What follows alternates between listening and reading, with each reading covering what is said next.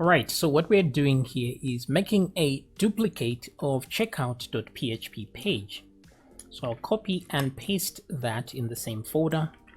And then I'm going to rename this one to checkout.summary, or whatever name you want to name it. It's really not a big deal. So if we come back here now, if I try to refresh, I should get something more visually appealing. Okay, so we have our blank page here, and it's telling me that undefined variable rows, please add some items to the cart first. Okay, so this is not what we're supposed to see here. So we have back to cart. If I click here, I go back to my cart, or if I go to the checkout, then I can go back to the cart.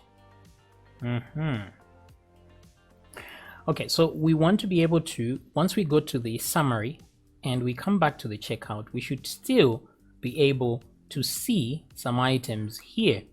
So let me see if I can fix that for a second here. Let's go back to the checkout controller.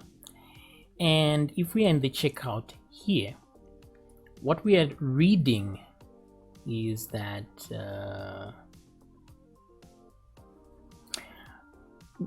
when we go back, let's say we were at the summary and we go back to the checkout. Let's say we didn't like the summary, and then we click back to come back here. It means we haven't posted anything here. So this means that our code is not going to pass through here. So even though it doesn't pass through there, what we have to do is check if this thing exists at all. So what I will say here is right before, check if old post data exists. And if it does exist, then let's add it to the data section here. So I'm going to say, I'll put that there in preparation, and then I'll copy this and put it there. Now let's create a proper if statement here. So I'll say something like if is set, right? So if this is set, because once we check out successfully, we're going to have to unset this so that we don't find it this time.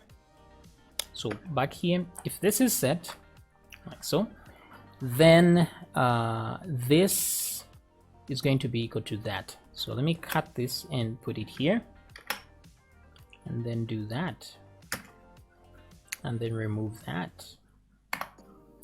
Okay, so what we're saying is if this is set, then that should be equal to that. Pretty simple there. So if everything went well here, when I refresh my page, I should get the old data. As you can see, the old data is back. So this means if I go and continue here and wait, when I try to continue, because some things are missing, so I'll add that, and I'll add this. Then let me continue here. Okay, so once I continue and get here, and then I think, oh, I don't like the summary here, then I can go back to, this should not go back to cart here, it should go to the checkout, right? So wait a minute here, let me come back to the checkout view here, and let me find that part, back to cart. Let's change this to back to checkout. Okay, and then instead of cart here, we're going to have checkout. So it's that simple. Let's refresh the page. So back to checkout, and then I'm back here. But as you can see here, I'm not getting my country and my state. And that's because, let me come back here for a second, checkout.php view. That's because these guys, I added a value instead, like that. This is not how we do things. So what I should do instead is to put an if statement here. So you see there's a select country here, which is okay. but if this should be different depending if I already have a value, I shouldn't have that. So what I'm going to say is put an if statement here, which is going to read if, so PHP tags, of course, if this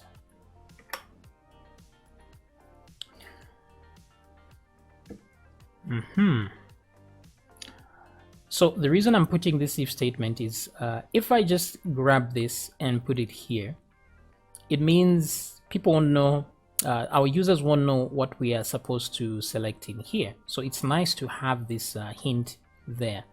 But if I just put this directly, because this will always be set to empty, even though I haven't posted anything yet, it means this will always come back as empty. So I don't want that. I want it, if it's the first time, it shows this. And then if I'm returning back to the page, to show what country I had selected instead. So this is why I want to say if this is equal to an empty string like that, then I will show this instead. So let me do that. But else I will show something else, and then I will close that tag there like so. So here I will echo this instead, like that. And then if things are different, I will echo something different here, which is this. Copy and paste there.